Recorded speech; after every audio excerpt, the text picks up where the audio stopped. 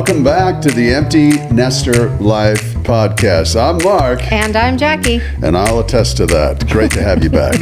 We're so glad you're here. We're here. Hey, today we are once again excited to be here. And just as a quick little recap, our Empty Nester Life podcast is just a place to have real talk, real conversations about all the things that you deal with once the kids have grown up and moved out. Yeah, when you did the drop kick and kicked them right on out of there, this is why this podcast exists.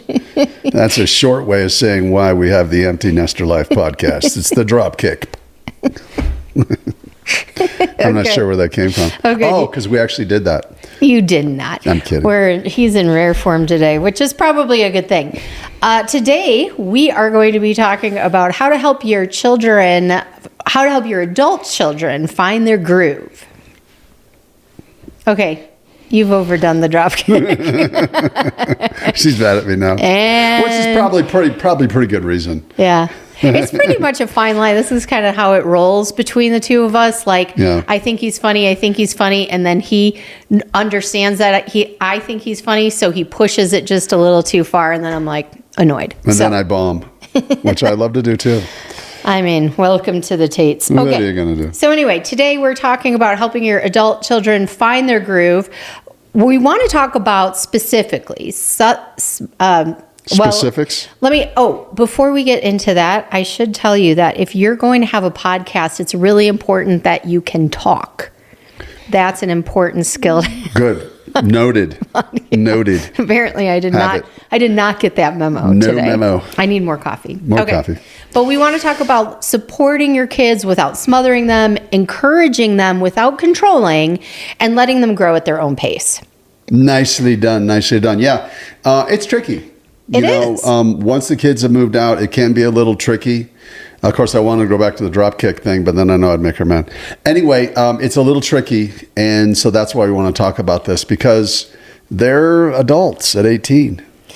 Yeah, and it's really hard to go from, you literally have to transition from the person who is not only, it's your job to tell them what to do and to give them rules and guidelines and to keep them within those and to, appropriately teach them how to behave. And then all of a sudden, that's not your job anymore. You lose that job. You're fired. Do your best, you're fired. Yeah, it goes from when you're, worried about them getting to school on time at 8:00 to okay, well, hopefully it's transitioning well. She couldn't get to school on time. Hopefully she can get to the job on time. And so you have that little bit of a worry. And I always used to say every morning I'd have a kink in my neck. Oh no, another tardy. Yeah, seriously. No. And you're just trying to get your kid through school. But that's a good point. From something as, I was going to say mundane, but not really mundane, just routine as getting them out of the house on time, making sure, they're not late and all those good things. And now all of a sudden they're on their own. It's their job to get to class at their college. You have no idea. You have no idea if they're making it to class or not. Unless you have Life 360, then you can kind of see. They're not going to tell you. Yeah, exactly. They'll do the old I left my phone in my dorm room. That's why it looked like I slept until noon, when really they did sleep until noon. So we don't know. But because Life 360, right? I just want to make sure, what is leaving their phone? Yeah, I love Life 360 because then I can see where everybody is at all times. I saw this meme. I'll try and find it. It was like a TikTok or something that other empty nesters put together, and I thought it was so great. In fact, I think I reposted it on our TikTok, so it should be easy for me to find it. But they go through all the things they can do now as an empty nester, and then the last thing is checking the Life 360 to make sure all the kids are home safe when you go to bed. And I'm yeah, I relate wholeheartedly. Let me just say this about tracking apps. I got to go down a rabbit hole. I don't care. You know why? Everybody's tracking us. We get our picture taken every day. I don't know how many apps are tracking me. I just said, Life 360, whatever, one more. I don't have a problem. Yeah. At And least where am we're- I going to go anyway where somebody's going to be upset? And then maybe I run into some problems. Oh, that's where they are. Let's go. Yeah, like that time you and Dave went out on, what did you go out on, motorcycles or off-road vehicles? Electric sort of motorcycle thing. Sondors. And then we ran out of batteries Yeah, they ran out of batteries. And so in this wilderness area in Dave's Flagstaff. wife, Kay, is texting me like, hey, have you heard from the guys? And I'm like, no.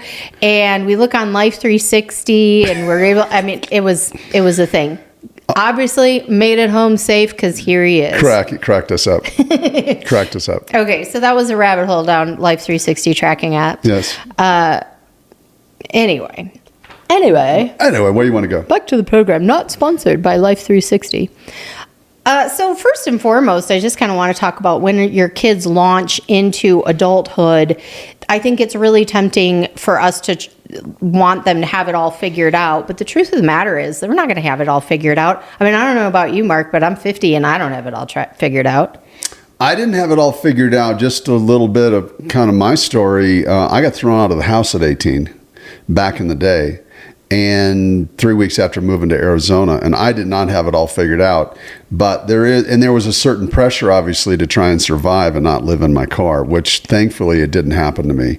But I think before we jump into that, just the societal pressure on kids overall today, right? I mean, like the societal pressure that we had on us was totally different than the societal pressure that our kids are facing today. Everybody wants to be somebody. That's true. You know, people want to be successful. People want to have a story that they can be proud of. And it starts the day you move out. Like, what did you do? I mean, if they run into a classmate, you know, at a reunion in 5 or 10 years, what'd you do with your life? You know? And I think that's part of that pressure that, you know, and some people don't care. And I think that's probably don't care is the best way to go. But you also want to have a fruitful life and a life that you can be proud of. And that, you know, maybe down the road, you can share it with someone and they can say, oh, that's cool. That's bueno. Back when we were in our 20s and 30s, the pressure looked a lot different. For a man, it was go out, be successful, get a career. Be the breadwinner. Be the Get breadwinner. married. Yep. Be the breadwinner. Have some kids. Yep. That was kind of the thing. Yeah. And that was kind of the thing for me too. I mean, you know, and I'm sure most of you listening have similar stories because I'm sure you're kind of similar age, Gen X or Boomer. And that was the deal. And of course, like I remember when I graduated high school in the 90s, the pressure was a little bit of a twofold. It was go to college, get your degree, but it was also get married, have kids. There was kind of that two-track, one or the other or both type thing. Whereas now I think our adult kids are actually way more pressured not to have kids and to go out and do, you know, kind of spend their entire 20s on their own and then in their 30s maybe get married, have kids or whatever you want to do. But I don't know that there's even the pressure for that anymore. I don't know. You know, it really was about being valuable. And I think there's still a pressure to be valuable to society. And unfortunately, maybe that affects our self-image. Kids today are definitely different. They're motivated by different things. They seek different things. They care about different things, and not in a bad way. Yeah, just change. I mean, I think there were, you know, aberrants back when I came up and Jackie came up, and there's aberrants now. But then Sure. The general population, I think ultimately they figure it out. And I think they get more traditional as time goes on, but everybody starts out a little bit radical with their own ideas, and they don't really know if those ideas are going to work or not. So, you know, they're out there trying to find their groove. You know, it's all about where's my groove, and we want to show them or help them show them maybe, but really more just continue to foster them towards finding their groove in life. And it's not just about their professional life. It is Right. about their personal life, understanding who God is and those sort of things. So those are all the things that I think we try to foster and we try to counsel them on. But ultimately, the groove they find in life, the groove that we found in our lives, the balance we found in our lives, it comes back to us. Well, and that kind of brings up a point that I think as parents, you feel a little bit of pressure for your kids to have it figured out. When you talk to other parents and your kid, I know when I run into some of Sophia's parents' friends, that she had people that graduated, and there is a little bit of pressure, like, well, what's your kid doing now? And you don't want to say, yeah, they're kind of floundering around still trying to figure it out. But I think that's part of why we actually want to do this podcast, is because it's okay if they're still floundering around and figuring out. Not that Sophia's not floundering around. That's not my point. No, definitely not floundering around. At least we don't have to say she's doing 3 to 5, Oh, stop. or anybody, any of our kids. Okay. It's a joke. Gosh. But it's a blessing man. not to be able to say that. Well, yeah, right. I think well, 3 and 5. This is a podcast about keeping the bar really low. Down in Florence. Hey, as long as your kids aren't in prison, you're doing good. No. Good point. It's all good. Good point. Maybe they set the bar a little bit higher. Okay, so we digress. So basically, your kid has ideas as to what they want to do, what they want to be, where they want to go, how they want to live. And I think it's really important that as parents, once they are adults and out on their own, our role really shifts from telling them how to do that to supporting them through that. Big difference. So talk a little bit about that, Mark. Like with the kids, with our kids specifically, I know we have really tried, and I'm not saying we always knock it out of the park, but we've really tried to just support them, support their goals and their dreams, and not really project our stuff onto them. Well, they're ducklings. If I can give a kind of a pond analogy, they're ducklings. They think they're full-grown ducks. Okay, but they're ducklings, so it's a matter of pushing them out into the pond a little bit and let them swim around a little, and to see and understand that maybe they don't have all the answers. Because I remember when I was like 16, I had all the answers. Then when I got to be 18, I didn't have any answers. And then I got to be 24, I had all the answers. And then I got to 26, I didn't have any of the answers. And I think if you have a good relationship with them now, and you didn't just helicopter them or hover over them all the time, they do come back to you for advice, and they come back to you as a sounding board.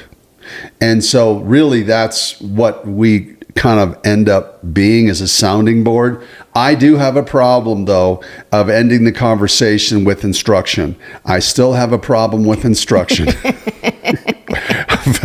I can be like Jackie. I say to Jackie sometimes when I got mad at her, I go, "You're very instructional."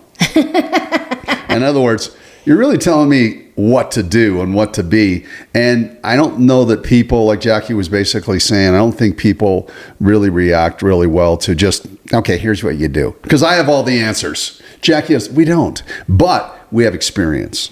Yeah, and I think that's where it comes into play, is using your wisdom, knowledge, and experience to help guide them, but not to tell them what to do. Because, the truth of the matter is as they're figuring themselves out as adults, the more we try to control what their journey looks like, the more they're going to push away and not really want to maintain relationship with their parents. Well, it's the psychology of the conversation, okay? So we know, if we instruct them to go a certain way, they're going to go the other way. So if there's a way we want to go, the last thing I do, I think psychologically, because I'm a real deep thinker. And Sorry. What? Why would? So I'm a deep thinker.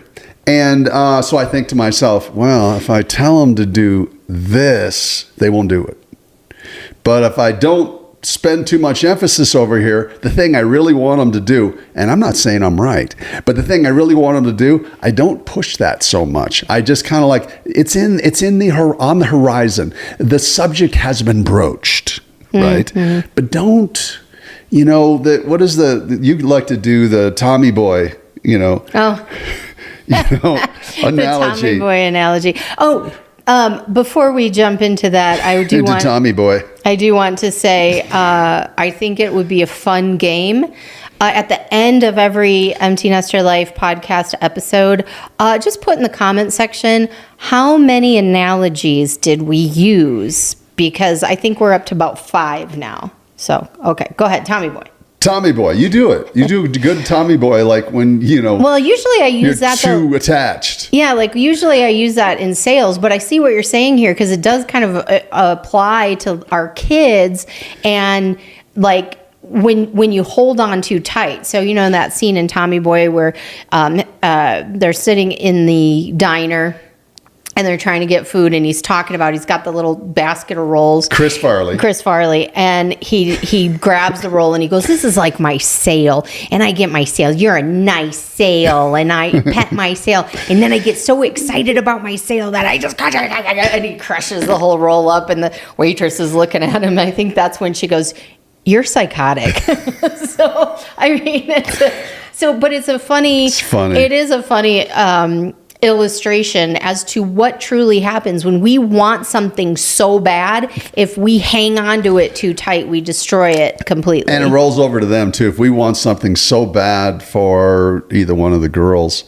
I think it ends up kind of exploding and blowing up and the rolls all over the floor. And the only one happy about that would be Zoe. So Zoe would be in seventh heaven if the roll was all over the floor because she'd be on cleanup mode. I mean, it's the reason we have dogs. I mean, that's her job. To clean up, oopses. So let's just, what we're really kind of talking about here is emotional support versus micromanaging. So we really want to encourage you as parents, and we encourage ourselves and have to remind ourselves all the time, to really give the kids that emotional support that they need versus trying to micromanage the process. Your kid comes to you and says, I want to, I don't know. What's a good example? You give them a soft hug rather than a bear hug. And basically they come to you and rather than, again, going back to being harsh or judgmental, it's a matter of supporting them. And what you always do is you go, okay, it's kind of salesy. It's kind of like, I understand what you're saying. Have you considered this? You're right. I do say that a lot. Have you considered? Have you considered? I use a lot of those kind of terms. Sometimes you have to give your kid advice. You can't help yourself, or literally you go, okay, if I don't give this advice, I'm not going to be able to sleep at night because I can see where this is going. So a lot of times what I'll do is I listen to them. I don't lead with the advice. I listen to where they're going and all of those good things. And then when it's time for me to pop in my advice, I will say, is it okay if I give a little mom advice? And usually they'll kind of go, yeah. And I'll say, listen, and this is the important part because I mean it. I will say, I'm going to give you the advice. Whether you take the advice or not, that's up to you. No judgment, but I have to say it. Yeah. So it's something I am giving advice. I'm not giving instruction. There's a big difference. So I'll give the advice. Well, hey, you might want to look at XYZ, or, as you're talking about this, one of the potential problems I could see maybe coming up is, and kind of go down that route and say, so maybe in order to avoid that, you'll want to do this. But again, it's your thing. And if that sounds reasonable, great. And if it doesn't, that's okay too. Yeah, and they'll try to walk down the same alleys. And as parents, you remember their alleys probably better than they do. So you can just give them a perspective on the alleys that maybe they're going down that they've already walked down. And sometimes the alleys can be nice and bright, and that's a really good idea. That's a great idea. Remember before how you were successful, or remember before how that turned out. It wasn't great, right? Oh, yeah, that's true. That's true. What's different now? Why would it be different now? Well, here's why. Oh, that's great. I think you've solved the problem. You should go down that alley if you want to. Right. And another thing too is as they're going through this process, it's helping them. It's helping to encourage them by encouraging small wins. So, for example, one of the things we were talking about is, your kid gets their degree, they're all excited, and now it's time for them to find the path that they want to go down. Where do they want to work? Where do they want to be?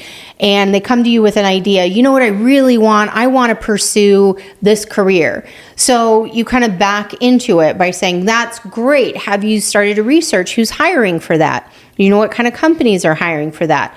Okay, great. Have you submitted your resume?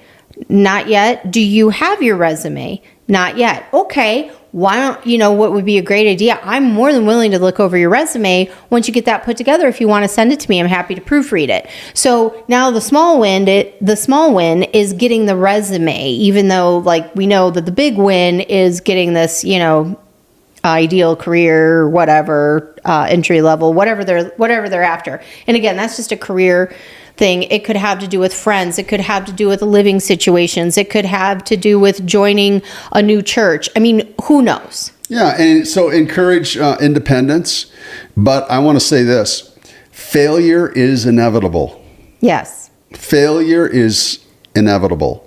I've had failures in my life. Jackie's had failures in her life. It's a learning experience, and understand they're going to fail. So don't freak out. Don't all of a sudden go, oh no. Maybe they have to come back and live with you for a little bit. Maybe they do. It's a different world financially out there. I will say that. That's true. It's way more expensive than when I remember the first apartment that I ever rented. I think it was $235, $245 in Sin City in Tempe, Arizona. And it was 200 some bucks. Now there were roaches and it wasn't pretty, but it worked. And then I remember another apartment, 2-bedroom, 1 bath, 4 guys, $425 a month. Ooh, I can't even imagine what that bathroom looked like. I can't remember it either. I think I was not wearing my glasses very much. You blocked it out. I blocked it out. But that's actually a really good point. It is more expensive today. And obviously you can look at just numbers and say, well, inflation, because but it's not even close. Even though you were making, you were paying $250 in rent, what were you making, et cetera, et cetera. But no, it's exponentially, it's a skew.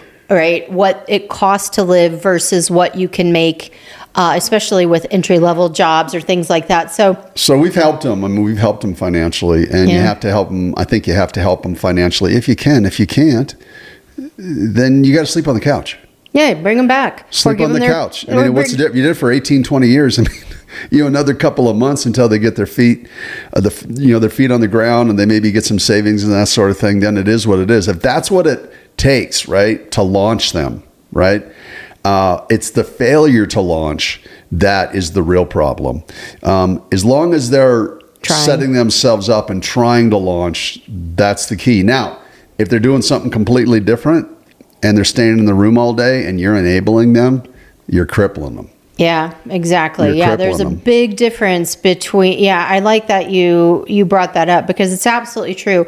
There's a difference between our adult kids who are trying to make their way and they're trying to find it and they're trying to get in their groove versus our adult kids who are scared to get out there, so they just want to sit in their room all day and play video games and scroll TikTok. You're crippling their future if you're enabling them to just lay around, be lazy. You're buying all the groceries. They just, they don't even clean up after themselves. Right, their room's they appear out of their room just in enough to raid the refrigerator and then take everything back in there. That's not what we're talking about. Yeah, if they're living in their house, they're still under your rules. And your rules are, you establish your own rules. And one of the big rules is you're trying to find a job. We were fortunate. Neither of the girls were those people. I think we did. And that goes back to when their time at home was, we encouraged them to learn a good work ethic. Mm-hmm. That's absolutely. They both had jobs in high school. Yeah.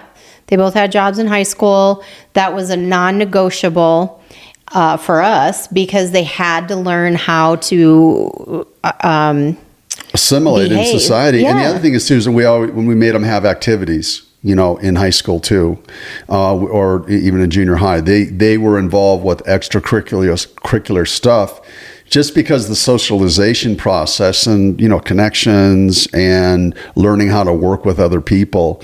So again, if you're a younger parents and your kids are still young enough and they're, not really engaging with the world, find a way to engage them and make it mandatory. Yeah, and that was it. We made it mandatory for them to be involved in something, and we said we don't care what it was. It could be sports, it could be music, it could be chess club, it could be anything. We didn't care. And we're proud. We're proud of you. Yeah, we're proud of them. But Go do for it. us, it was you had to have something outside of what was mandatory in your classrooms. And for exactly that reason is so that they weren't coming home from school, throwing their book bag on the couch, hiding in their room and getting depressed. That was something that we knew was an all too real possibility if they weren't involved in some extracurricular activities. But again, we weren't pushing them to say, well, it has to be sports, or it has to be dance. Like I was a ballerina when I was a little girl, so you have to be a ballerina. No, it was none of that. It was find your own groove. There you go. I should have been a ballerina. I don't know why I never. Yeah. Something to ponder, I guess. Well, I've seen you dance, honey. I don't think you would have had a good time there. Yeah, that's a good point. Yeah, sorry. One thing is in terms of giving support and what it actually looks like, one of the questions we have down here that I think is important is when you're talking to your kids about these types of things is asking them, what kind of support do you need from me right now? Because they'll tell you. It doesn't have to be, you don't go like, well, I think they need financial support. I'm going to write them a check. But maybe that's not what they need. Maybe what they actually need from you is just more of that emotional support or something. That. Yeah. It's not that. Yeah, I mean, we used to fuel them up with Twinkies and Cocoa Puffs in the morning and then just send them off their way. That's so not true. So let's offering perspective, not pressure. I think that's another really important point. I think we've kind of covered that, but I just wanted to put it in that way. We don't want to pressure our kids into doing something. Again, we have to fight the urge to say, hey, what they do reflects on me. And again, they are going to fail. And failure is actually a necessary part of the process to getting to success no matter what you want to do. It's like working out in the gym. When you're working out, you're building muscle. You have to break that muscle down in order to build it up. It's the same thing with some of these failures that can happen. They teach character. They teach ways not to do it. Yeah. Okay. So I guess I'm just, I didn't know if you had anything to put in there. No, it was another analogy, though. I wanted to point that out. I know. We're good at them. Okay, so encouraging independence, not instability. I think we've kind of talked that through. Yeah. And letting go of timelines. So, we're going to have timelines. And, for me, I will tell you, my idea of a timeline is I want to see them be financially, not necessarily successful, but just self-sustaining as quick as possible. So that, they're not coming back and going, hey, can you loan me some? It depends on the kid, but I would say, you kind of want them to be in their profession or be a professional, and it doesn't happen overnight. Like they both were servers and hostesses, and you can't be the GM overnight. Right. And so you got to have a little patience there, I think, with their careers versus, you feel like my kid could run this place. Probably not. So having the patience, letting them build their resume, build their experience, their walk with God too. Like, they have their own journey. I had my own journey. Jackie had her own journey. We want to get them all the way to, they're scholars, biblical scholars, but that's in a journey again as well. They have to make their own choices. Yeah, make their own choices and gather information and understanding and memorization, whatever it might be. And the same thing with personal relationships.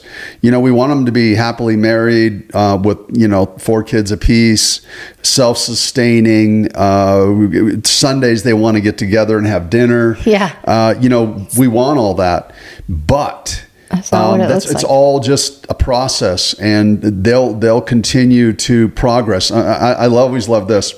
It's progress, not perfection. Right. They're never going to achieve perfection, but you do want to see some progress. But if you don't, be patient. As long as they're taking the steps, they're going to fill the hole. They're going to fill the hole eventually, right? I was a linebacker, another analogy. And if you saw a hole, they were probably blocking to run somebody through that, fill it. And so they'll find a hole. Yes. One thing you mentioned in that I wanted to kind of dive into a little bit is dealing with difficult people. So, one of the things is like when our kids come to us and they're complaining about a coworker, a boss, a friend, a roommate, as parents, I mean, literally, my coffee mug, I don't know if you see this, it says Mama Bear. This was a gift from Sophia, and for a Mother's Day gift, because that's your tendency. I want to go Mama Bear. When somebody is after my kid or going to hurt my kid, I want to go Mama Bear and protect them. But you know what? That doesn't always help them out. In fact, I would say 90% of the time it doesn't help them out. So I have to fight that urge to go Mama Bear and instead give them the tools on how to deal with difficult people. It doesn't matter, sometimes they'd come to us with stories, hey, this boss did this, and you go, you'd listen to the story and you have to admit, I think my kid kind of brought that on themselves, and it's not going to help them if I go Mama Bear against this other person. But maybe saying, well, what maybe could you do differently to avoid a situation like that in the future? Yep. Instead of, always taking our kid's side. And it's not that I don't take the girl's side, it's that you have to eat. And even when they're completely innocent, they tell the story and I'm like, yeah, this is absolutely a lunatic person they're dealing with. They didn't really do anything wrong. But the bottom line is you're always going to have to deal with difficult people. There are lunatics in the world and you're going to have to manage around them. There's no way to completely eradicate people who are going to be difficult out of your life. Instead, you have to learn how to deal with those people and navigate around them. And so you're not doing them any favors if you're always going Mama Bear or Papa Bear. Reasonable people will act reasonably. So if you're having this conversation and it's not reasonable, some of the stuff like, are you that exact what that person said? Yeah. So you're dealing with an unreasonable situation and an unreasonable person. And I think if you look at it that way, you can, I think, discern those conversations, because I can't tell you the umpteen times we've gotten this phone call. You wouldn't believe what happened at work today, what somebody said to me, what my boss said to me, what my coworker said to me. Okay. Does it sound reasonable? Yes. Okay. It's probably them.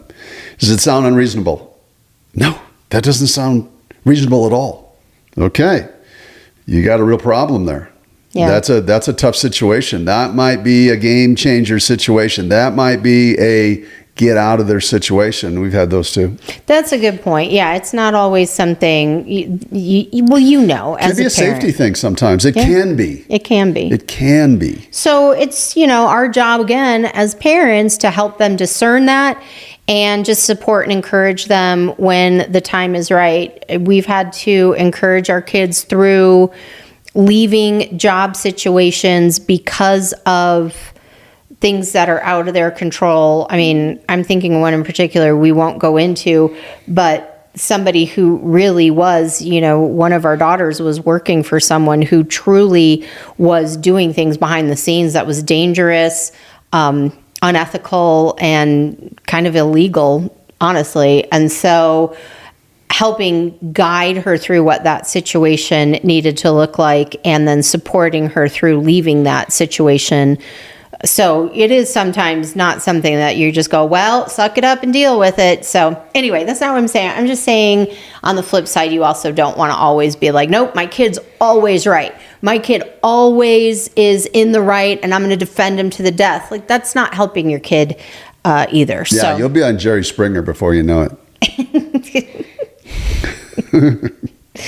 All right. So in wrapping this up, we want to encourage you that if you're showing up with love, you're doing a good job. None of us are perfect. No, not one. And we are not ever going to get it right 100% of the time. But that's one of the things I've always told the girls, like even when I mess up, the one thing I know I can say is that everything I'm doing from a place of love. And I think that's an important, if you can balance what you're doing and ask yourself that question, am I doing this out of love? Well, even if you get it wrong, then it'll be okay. And understand that these situations, questions, counseling, cheerleading is going to come up. That is what is going to happen. And I think prepare yourself for them. How will I respond? Rehearse in your mind. Rehearse with your spouse. What if this happens? Do the whole what if, the Hewlett-Packard commercial. What if?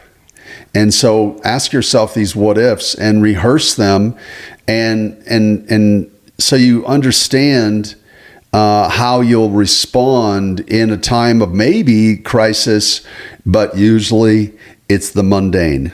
And all this stuff usually is in the past. It's not as big as it looks like in the moment ever. Almost always, 98% of the time, almost always it looks bigger in the moment. Yeah. So keep your cool. Don't let your emotions get involved. What do you need? How can I support you? What is it that would make this situation better? And then reason and talk through it and use common sense. Mm-hmm. That's good. Yeah. And also just want to encourage patience with the process, both the process with you as the parent and then also the process with your adult child. There's going to be bumps in the road and there's going to be times when it's less than ideal. Yeah, So. I mean, the groove is hard to find sometimes. Sometimes I look back at my life and say, did I ever find my groove? No, I think I did. Because I found Jesus, or he found me. So yeah, the groove was found, but a lot of times it takes a long time to get and find that groove. And that groove is sometimes elusive. But I'll tell you what, the journey is always worthwhile and the growth is always going to be there because you're striving for your groove. Another great way to say groove is goals. Make sure your kids have the goals, make sure they have the foresight. It's kind of like the idea of going to college because I'm going to be an accountant. And guess what you get? An accounting degree. You don't get a broadcasting degree, you get an accounting degree so you can get in the groove of accounting. Mm-hmm. I agree with that. Yeah, I mean, if your kids are thinking about going to college or they're maybe in their first or second year and they're not really sure what they want to do or where they want to go, I would encourage them to really find their passion. What do they think they want to do? Because you can think you want to do something at 18 or 20 years old. That's going to change drastically, but not really a fan of hey, just go to college for college's sake and, you'll figure it out later, and if they are in that situation, then encourage them to go after a degree that can serve in a lot of different industries, a marketing degree, a business degree, a finance degree.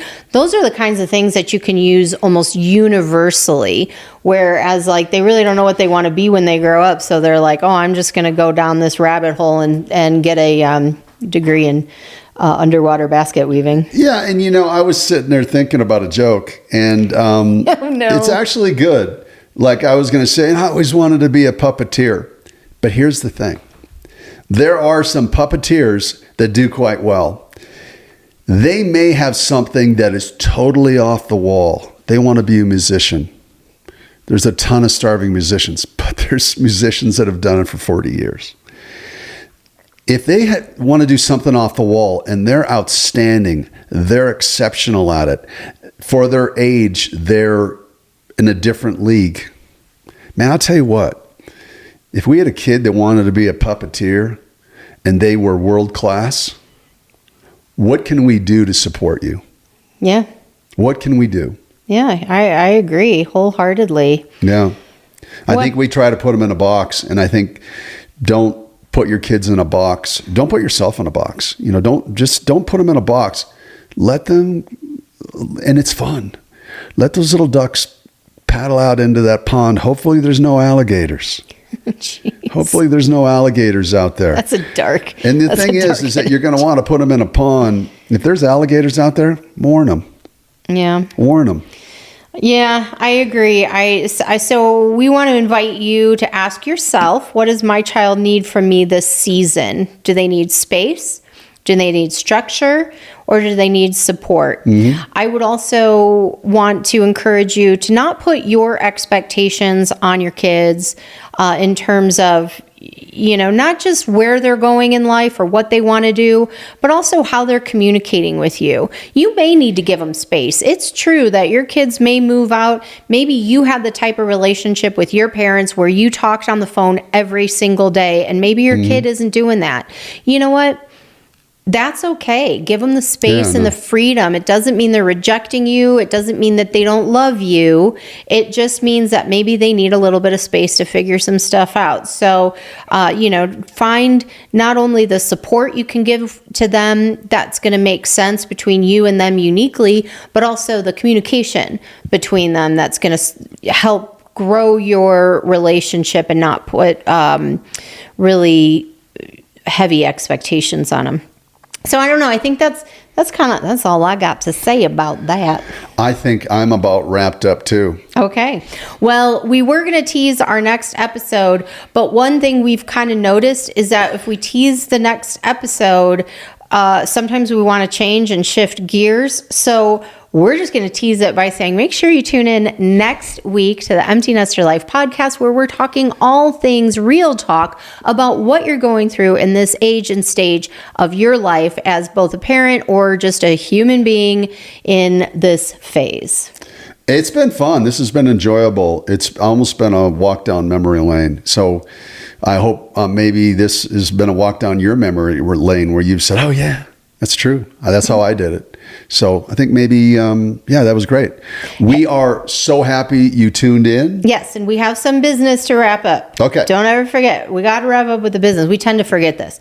But we're very excited. We have a new website, and if you go to emptynesterlifepodcast.com, you can engage in our new website. So be patient with us because we're still getting it all built out, but emptynesterlifepodcast.com. Yep. I like it. So all our podcasts are going to be on there. All our podcasts are going to be on there. This is brand new today. I just learned about this today too. So we're all learning as we go, because when you're building something, but she's great at this stuff. I like to surprise him. So yes, go to emptynesterlifepodcast.com, and also make sure wherever you're listening and or watching the podcast that you are subscribed, that you followed, you liked, and you leave a comment.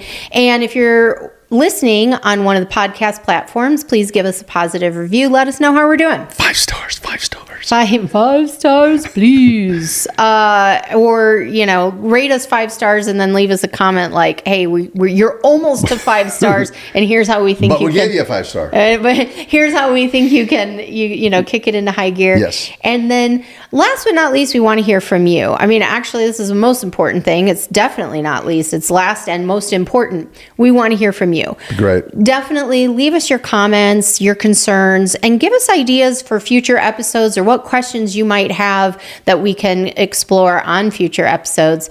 With that being said, my name is Jackie. And I'm Mark. And this has been the Empty Nester Life Podcast. See ya.